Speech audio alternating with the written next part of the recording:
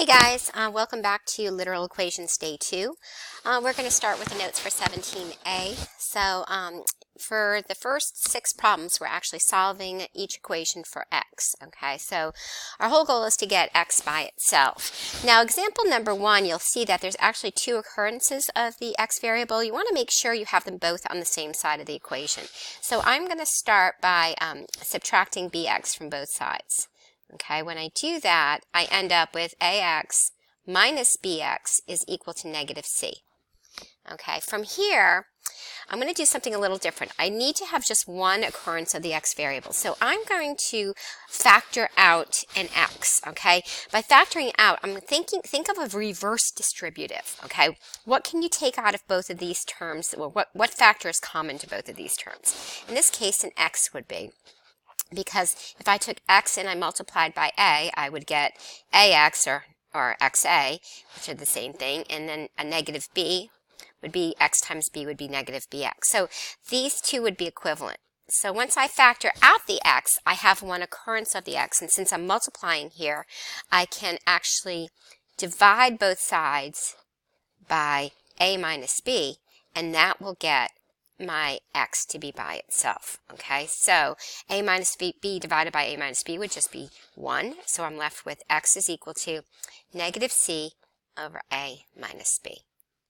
And that would be your answer. Okay, number 2. Number 2 is similar, it's a little different, but we're trying to get x by itself. So here we have x by itself. We want to, since we're multiplying by a, we're going to start by actually dividing both sides by a. Okay, so we're left with a divided by a is 1, x plus b is equal to c divided by a. All right, now because we want x to be by itself, we're just going to subtract b from both sides. All right, so when we do that, we have x is equal to c divided by a minus b. All right, number 3. Now to get x by itself, since we're dividing both sides by b, we're dividing by b on the right side. Let's multiply both sides by b. So we do that, and b divided by b would be 1. So we're left with bc is equal to x plus a. And now to get x by itself, we simply subtract our a. So bc minus a is equal to x, or I can write this as x is equal to bc minus a. Remember, or you could write it as x is equal to negative a plus bc. These are all equivalent. Okay, so let's leave it like that. All right. Looking at number 4, we're set up like a proportion. So let's cross multiply. We're getting x by itself. So if we cross multiply, we end up with cx is equal to ab. All right, and now we want x by itself, so we simply divide both sides by c. X is equal to ab divided by c. Okay, number 5, remember we want to get rid of the other term first, so we're going to just subtract b from both sides. X divided by a is going to be equal to c minus b. And then from here, we're going to multiply both sides by a. Now just be careful that when you multiply, you're actually distributing, because you've got to multiply by every term. So it's going to be x is equal to a times c minus b. Okay, or you can actually write it out, and it would be x is equal to ac minus ab. Okay, either answer is fine. Okay, number 6. Okay, we'll start by getting rid of the a term. So we end up with negative bx is equal to negative a plus c, and then we divide both sides by negative b. Okay, now I want you to be careful here because your x is going to be equal to negative a divided by negative b, okay, which can, a negative divided by negative is a positive, okay, minus c divided by b. So this would become x is equal to positive ab minus c divided by b. Or you could write it like this, x is equal to a minus c divided by b. Okay. Okay, so looking at number 7, it says write the equation such that f is a function of, such that y is a function of x. So what that means is to just solve for y. Okay, we're going to see that sometimes. So we want to solve for y. So it starts out pretty easy. We just subtract 2x from both sides. Okay, so when we do that, our y is equal to negative 2x plus 7. All right, you're going to see that I'm going to always try to put the x, in this form I might put the negative 2x first, or you could write it as y is equal to 7 minus 2x. Again, these are equivalent. Okay, where I'm going with this is the equation of a line is in the form y equals mx plus b.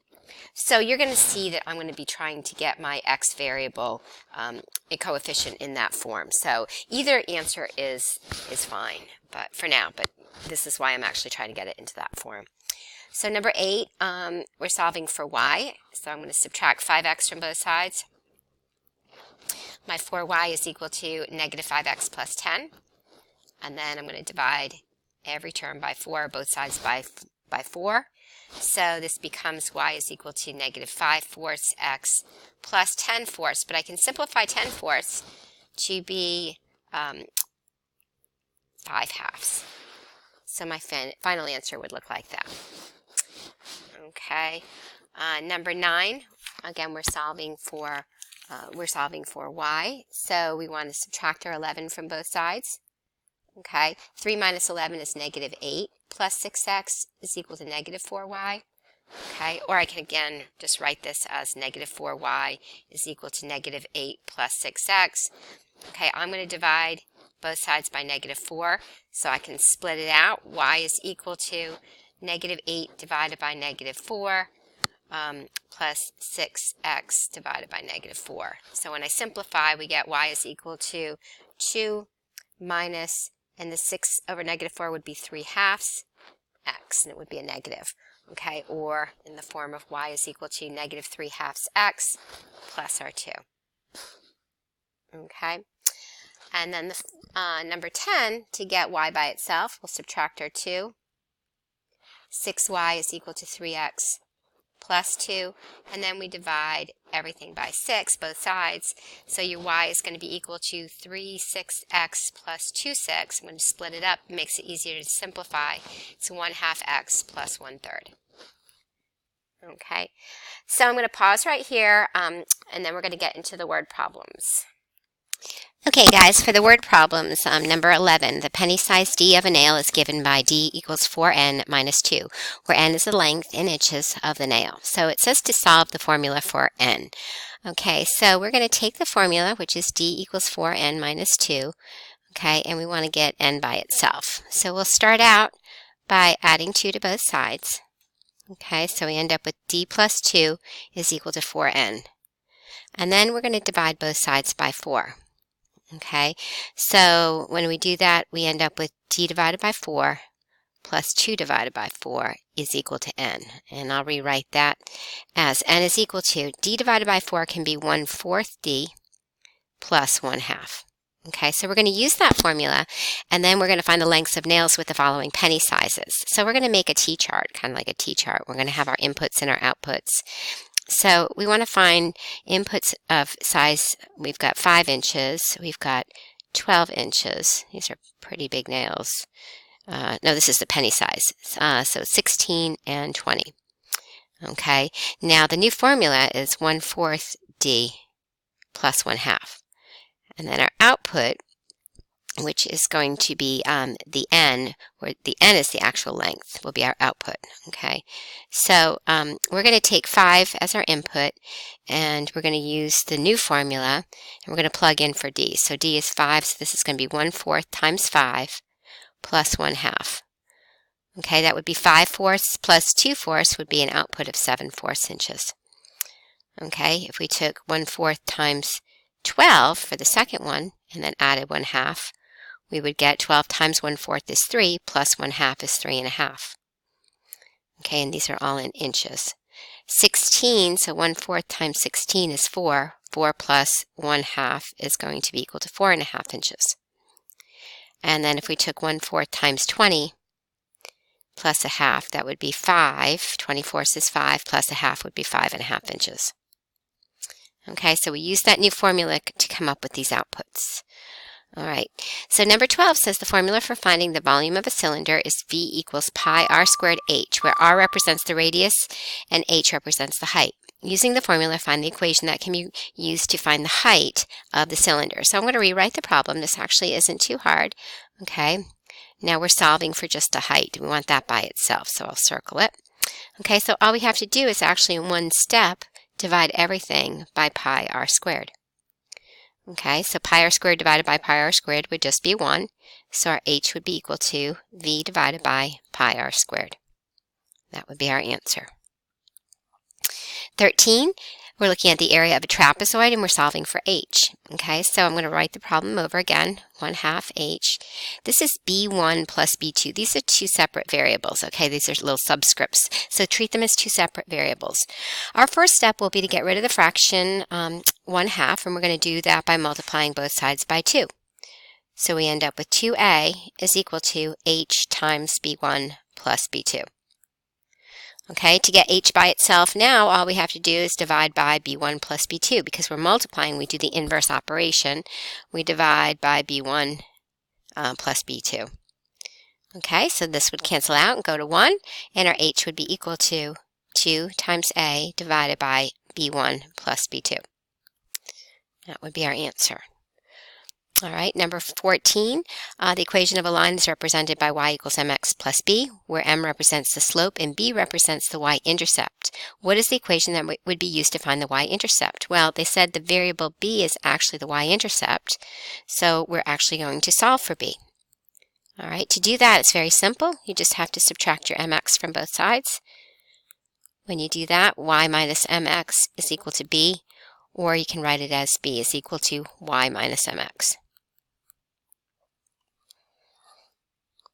Number 15, the standard form of an equation is ax plus by equals c, and we're solving for y. So if ax plus by is equal to c, we want y by itself. So we're going to start by moving this term to the other side. We're going to subtract ax from both sides. So we end up with by is equal to c minus ax. And then to get y by itself, we simply divide by b. So y is equal to c minus ax divided by b. Okay, and the last word problem, the formula to convert between Fahrenheit and Celsius is F is equal to 9/5 C plus 32. Find the formula if you're given a Fahrenheit temperature and you need to find the Celsius. So what it's saying is we want to solve for C. So let's write the equation, okay, 9/5 C plus 32. Okay, so to get C by itself, we're going to start by subtracting 32 from both sides. Okay, so F minus 32 is equal to 9/5 C. Okay, now to get C by itself, we want to divide by 9/5, which is the same as multiplying by 5/9, because 9/5 times the reciprocal 5/9 gives us 45 over 45, which is 1. Okay, so this is the multiplicative inverse. We're just going to multiply by the reciprocal. Whatever we do to one side, we have to do to the other. So you need to be careful and put it in parentheses. Okay, so our C would be equal to 5/9 times F minus 32. Okay, and you can do that, or you can distribute it and say C is equal to 5/9 F minus 100 and let's see, 32, 5, 10, 169.